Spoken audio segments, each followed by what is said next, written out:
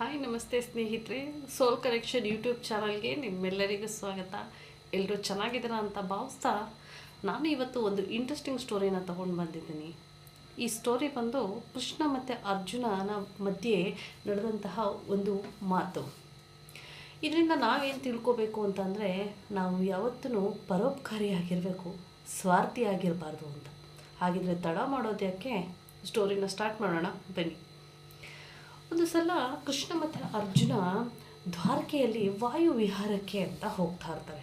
ಆ ಸಂದರ್ಭದಲ್ಲಿ ಇಬ್ಬರು ಕೂಡ ಒಬ್ಬ ಭಿಕ್ಷುಕನನ್ನು ನೋಡ್ತಾರೆ. ಇದನ್ನು ನೋಡಿದಂತಹ ಅರ್ಜುನ ಕೃಷ್ಣನಿಗೆ ಕೇಳ್ತಾನೆ, ಪರಮಾತ್ಮ, ನಿನ್ನ ದ್ವಾರದಲ್ಲಿ, ನಿನ್ನ ನಗರದಲ್ಲಿ ಭಿಕ್ಷುಕರಿದ್ದಾರಲ್ಲ, ಇದನ್ನು ನೋಡಿ ನನಗೆ ತುಂಬಾ ಬೇಜಾರಾಗ್ತಿದೆ ಅಂತ. ಕೃಷ್ಣ ಪರಮಾತ್ಮ ಉತ್ತರಿಸೋದಿಲ್ಲ, ಮೌನವಾಗಿರ್ತಾರೆ.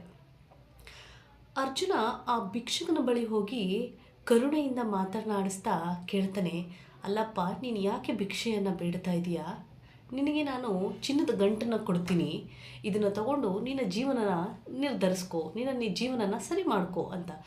ತುಂಬ ಸಂತೋಷದಿಂದ ಆ ಚಿನ್ನದ ಗಂಟನ್ನು ಭಿಕ್ಷುಕ ಇಸ್ಕೊಟ್ಟು ಅವನು ಹೋಗ್ತಾರಂಥ ಸಂದರ್ಭದಲ್ಲಿ ಒಬ್ಬ ಕಳ್ಳ ಆ ಗಂಟನ್ನು ಕದ್ದು ಬಿಡ್ತಾನೆ.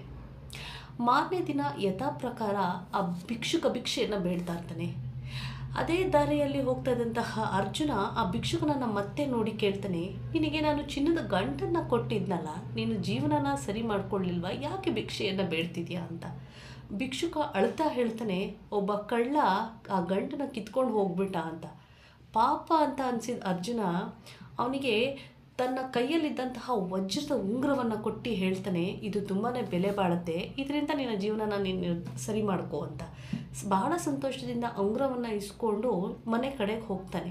ಭಿಕ್ಷುಕ ಮನೆಗೆ ಹೋಗಿ ಮಡಿಕೆಯಲ್ಲಿ ತನ್ನ ಹೆಂಡತಿಗೂ ಹೇಳದೆ ಆ ಉಂಗುರವನ್ನು ಬಚ್ಚಿಟ್ಬಿಡ್ತಾನೆ. ಮಾರನೇ ದಿನ ಆ ಭಿಕ್ಷುಕನ ಹೆಂಡತಿ ನೀರು ತರೋದಕ್ಕೋಸ್ಕರ ನದಿ ಬಳಿ ಹೋಗಿ ನೀರನ್ನು ತರುವಂಥ ಸಂದರ್ಭದಲ್ಲಿ ಮಡಿಕೆ ಹೊಡೆದೋಗ್ಬಿಡುತ್ತೆ. ಆ ಉಂಗುರ ನೀರು ಪಾಲಾಗಿ ಹೋಗುತ್ತೆ. ಆ ಉಂಗುರವನ್ನು ಮೀನು ನುಂಗು ಬಿಡುತ್ತೆ. ಬಹಳ ಬೇಸರದಿಂದ ಆ ಭಿಕ್ಷುಕನ ಪತ್ನಿ ಮನೆಗೆ ಹಿಂದಿರುಗ್ತಾಳೆ. ಭಿಕ್ಷುಕನಿಗೆ ಆ ಉಂಗುರ ಸಿಗೋದಿಲ್ಲ. ಅವನು ಬೇಸರದಿಂದ ಮತ್ತೆ ಭಿಕ್ಷೆಗಾಗಿ ಹೊರಗಡೆ ಹೊರಟು ಬಿಡುತ್ತಾನೆ. ಈ ಭಿಕ್ಷೆಯನ್ನು ಬೇಡ್ತಿದ್ದಂಥ ಅವನು ಬೇಡ್ತಿರ್ತಾನೆ. ಇದನ್ನು ನೋಡಿದಂತಹ ಅರ್ಜುನ ಮತ್ತೆ ಕೇಳ್ತಾನೆ, ಅಲ್ಲ, ನಿನಗೆ ನಾನು ಚಿನ್ನದ ಗಂಟನ್ನು ಕೊಟ್ಟೆ, ವಜ್ರದ ಉಂಗುರವನ್ನು ಕೊಟ್ಟೆ, ಆದರೂ ಕೂಡ ಮತ್ತೆ ಭಿಕ್ಷೆಯನ್ನು ಬೇಡ್ತಾ ಇದೆಯಾ? ಮತ್ತೆ ನಿನ್ನ ಬಳಿ ನಾನು ಇನ್ನೇನು ಕೇಳೋದಿಲ್ಲ, ಇದು ಕೊನೆ ಬಾರಿಯಾಗಿ ನಾನು ನಿನಗೆ ಸಹಾಯ ಮಾಡ್ತೀನಿ, ಮತ್ತೆ ನಾನು ಇನ್ನೆಂದು ನಿನಗೆ ಸಹಾಯ ಮಾಡೋದಿಲ್ಲ ಅಂತ ಬೇಸರದಿಂದ ಹೇಳಿ ಒಂದೇ ಒಂದು ಚಿನ್ನದ ನಾಣ್ಯವನ್ನು ಕೊಟ್ಟು ಹೊರಟೋಗ್ತಾನೆ.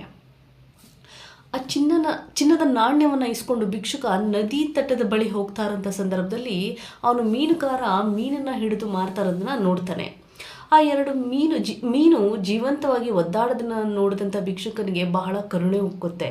ಆ ಚಿನ್ನದ ನಾಣ್ಯನ ಮೀನುಗಾರನಿಗೆ ಕೊಟ್ಟು ಆ ಎರಡು ಮೀನುಗಳನ್ನು ನದಿಗೆ ಬಿಡೋದಕ್ಕೆ ಅಂತ ಹೋಗ್ತಾನೆ. ಅಚಾನಕ್ಕಾಗಿ ಒಂದು ಘಟನೆ ಸಂಭವಿಸುತ್ತೆ. ಆ ಮೀನಿನ ಬಾಯಿಂದ ವಜ್ರದ ಉಂಗುರ ಭಿಕ್ಷುಕನಿಗೆ ಮತ್ತೆ ವಾಪಸ್ ಸಿಗುತ್ತೆ. ಆ ಚಿನ್ನದ ಗಂಟನ್ನು ಕದ್ದಂತಹ ಕಳ್ಳ ಸಿಕ್ಕಿ ತನ್ನ ತಪ್ಪನ್ನು ಒಪ್ಕೊಂಡು ಆ ಚಿನ್ನದ ಗಂಟನ್ನು ಕೂಡ ಕೊಡ್ತಾನೆ. ಈ ಸಂದರ್ಭವನ್ನು ನೋಡ್ತಾ ಇದ್ದಂತಹ ಅರ್ಜುನ ಕೃಷ್ಣನಿಗೆ ಕೇಳ್ತಾನೆ, ಆ ಭಿಕ್ಷುಕನಿಗೆ ನಾನು ಚಿನ್ನದ ಗಂಟನ್ನು ಕೊಟ್ಟೆ, ವಜ್ರದ ಉಂಗುರವನ್ನು ಕೊಟ್ಟೆ, ಅವನು ಎಲ್ಲವನ್ನು ಕಳ್ಕೊಂಡ.